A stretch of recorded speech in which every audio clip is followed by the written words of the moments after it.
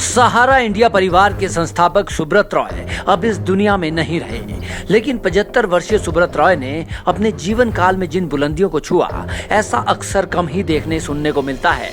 लेकिन सुब्रत रॉय की जिंदगी भी फिल्मों की तरह उतार चढ़ाव भरी रही। मात्र 2000 रुपए से अपना बिजनेस शुरू करने वाले और कभी स्कूटर पर बिस्कुट और नमकीनें बेचने वाले सुब्रत रॉय ने कैसे 2 लाख करोड़ से ऊपर का बिजनेस किया, आइए आपको बताते हैं।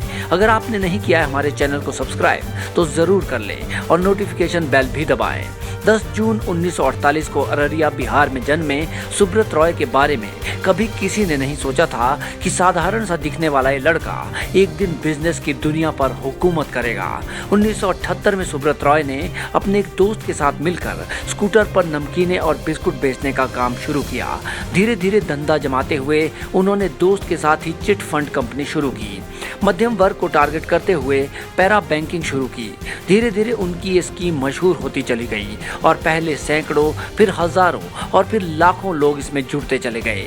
1980 में जब सरकार ने स्कीम पर रोक लगाई तो सुब्रत रॉय ने हाउसिंग डेवलपमेंट सेक्टर में कदम रखा।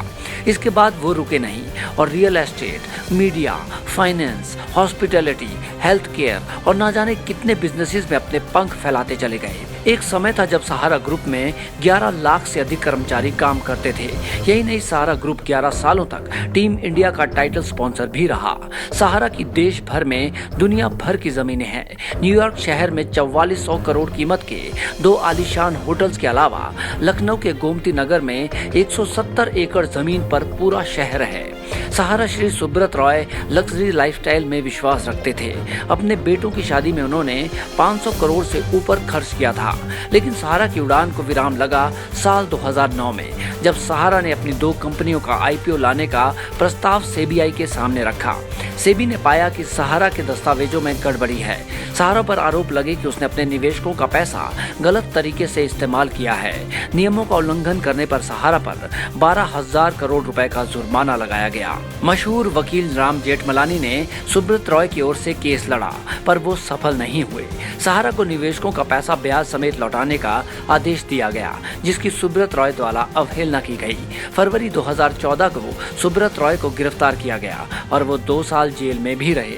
जेल से पैरोल पर रिहा होने के बाद सुब्रत रॉय की तबीयत अच्छी नहीं रही। उच्च रक्तचाप और मधुमेह से धीरे धीरे वो और अस्वस्थ होते चले गए और कुछ दिन पहले ही उन्होंने अपनी आखिरी सांसें ली। खबरें, खेल, मनोरंजन और वायरल वीडियोस सिर्फ हॉट इंडिया न्यूज पर।